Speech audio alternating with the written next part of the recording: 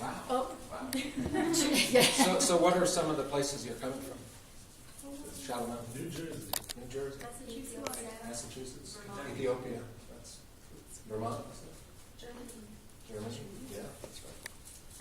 Wow, great. Where else? Hawaii. Hawaii? Oh, there you go. Yeah. Welcome to the district. Indiana? Wow. I'm from Korea. That's And from Korea? Korea. Great. Lovely. My son is 30, almost 34 now, for God's sakes, which shows you how old I am. But he almost went to St. John's. He seriously considered St. John's in Annapolis. The other St. John's ended up at Oberlin. But anyway, great to be here with you. I'm going to do a couple of different things. I'm going to start with just a little bit about kind of why I wrote the book, which I'm going to read a short section from it.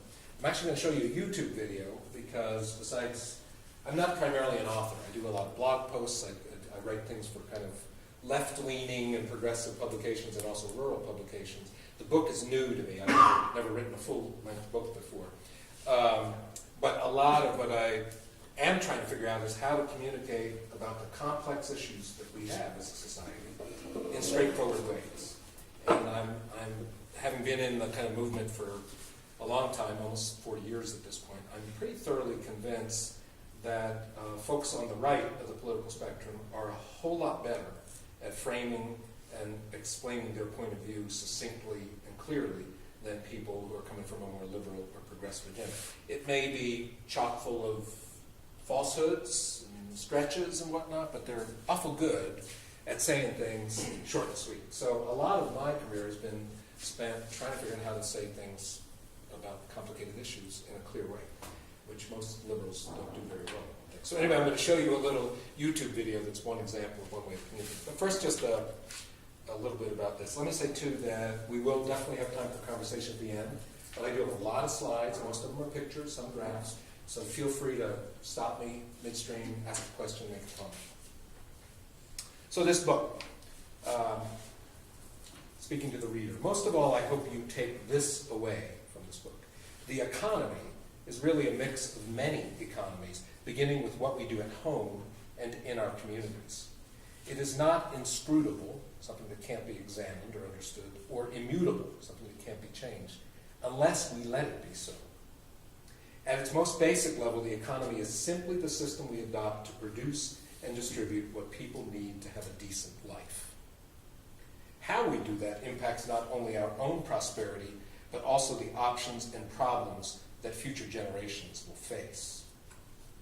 We can do a lot where we live, but local action alone will not overcome the biggest and most important problems we face, including growing poverty, extreme concentration of wealth and power, obscene levels of incarceration based on race, rapidly accelerating climate change, just to name a few. Instead, what's clear is that we need millions of people to engage, or for some to re-engage, as activists, protesters, and informed citizens demanding change. We need a mass movement for an economy that serves people, builds prosperity, preserves community in place, and restores rather than degrades the ecosystem. So the intention of this book, I'm somebody who has had kind of delusions of grandeur since I was about 19, and I still haven't gotten over them 40 years later. But really the hope is to both make economics, which is kind of befuddling to many people. I don't know how much economics is built into your core curriculum, but for most Americans, economics is at best mystifying. And many people just tune it out, and they assume it's some sort of, again, this immutable force.